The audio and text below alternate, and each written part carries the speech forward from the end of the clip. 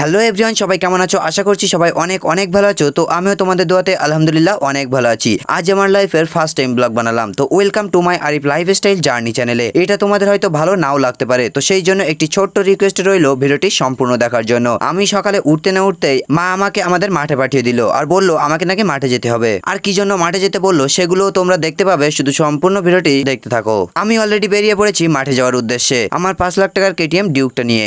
মাঠে যেতে যেতে আমাদের মাঠে চারপাশটা তোমাদের একটু দেখায়। দেখো চারপাশে শুধু পাট আর পাট, কারণ সিজনটা এখন পাটের। আমি আমাদের জমিতে কি জন্য যাচ্ছি সেটা এই মুহূর্তে তোমাদেরকে আমি দেখাতে পারছি না, তো সেটার জন্য খুবই দুঃখিত। কারণটা হচ্ছে আমি এমন জায়গাতে থাকি, সেটা হলো ইন্ডিয়া এবং বাংলাদেশ বর্ডারের একদম কাছে। আমি তোমাদের দূর থেকে দেখাচ্ছি, একটু দেখার চেষ্টা করো। যদিও এটা দূর থেকে দেখাচ্ছি, ওই যে বড় বড় লম্বু গাছগুলো দেখছো, তো ওইখানে কিন্তু আমাদের ইন্ডিয়ান বর্ডার। তার মানে বুঝতেই পারছো আমি কেমন জায়গাতে থাকি। তো যদি কেউ ইন্ডিয়া আর বাংলাদেশ বর্ডার দেখতে চাও তাহলে আমার সঙ্গে যোগাযোগ করো, কমেন্ট করে বলবে। বর্ডারটা কিন্তু তার কাটা দিয়ে ঘেরা, আমি তোমাদের একদম নিকট থেকে দেখাতে পারবো না নিজেদের সুরক্ষার্থে, তো যতদূর সম্ভব দেখানোর চেষ্টা করব। যদি তুমি নিজে এসে দেখতে চাও তাহলে আমি দেখাতে পারি। কে কে দেখতে চাও কমেন্ট করে বলো। আমি একটু আগেই বললাম যে আমাদের জমিতে কি করতে যাচ্ছি সেটা এই মুহূর্তে দেখাতে পারছি না, কিন্তু পুরো বিষয়টা এই ভিডিওতেই দেখাবো, তোমরা দেখতে থাকো। আসলে আমাদের জমিটা ওই বর্ডারের ভিতরে। আমাদের ভিতরে যেতে গেলে সমস্ত কিছু বর্ডারে জমা রেখে ভিতরে যেতে হয়। আধার কার্ড জমা রেখে রেজিস্টার করে তারপরে ভিতরে ঢুকতে হয়। আর সাথে যদি কিছু থাকে সেগুলোও কিন্তু বর্ডার এখানে জমা দিয়ে তাই যেতে হয়। তো মোবাইলটাও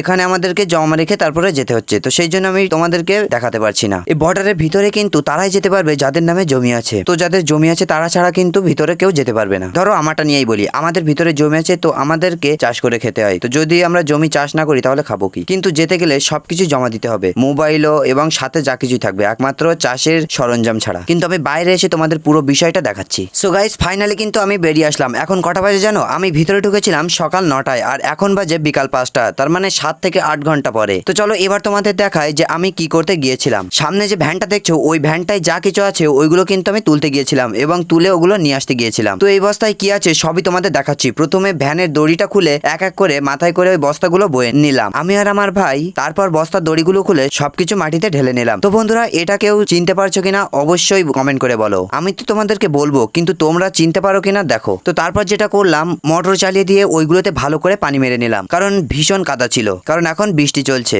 এই কটা দিন যে এত পরিমাণ বৃষ্টি হচ্ছে তা তোমাদেরকে আর কি বলবো। তো তোমাদের ওখানেও বৃষ্টি হচ্ছে কিনা অবশ্যই কমেন্ট করে বলো। তারপর একটা কড়াইতে পানি ভর্তি করে নিয়ে এগুলো ভালো করে ধুয়ে নিলাম। তো গাইস, অবশেষে সমস্ত কাজ শেষ করে ঘরে আসতে পারলাম। তো এই হলো সেই জিনিস যার জন্য সকাল থেকে এত খাটনি। তো চলো বলেই দিই, এটা হলো বাদাম। এটাকে আমরা বাদাম বলে ডাকি, হিন্দিতে মুংফলি না কি একটা যেন বলে। তো আশা করছি তোমরা জিনিসটাকে চিনতে পেরেছো। এটা কিন্তু কাঁচাই খেতে ভীষণ সুন্দর, কিন্তু বেশি খেলে পেট খারাপ হতে পারে।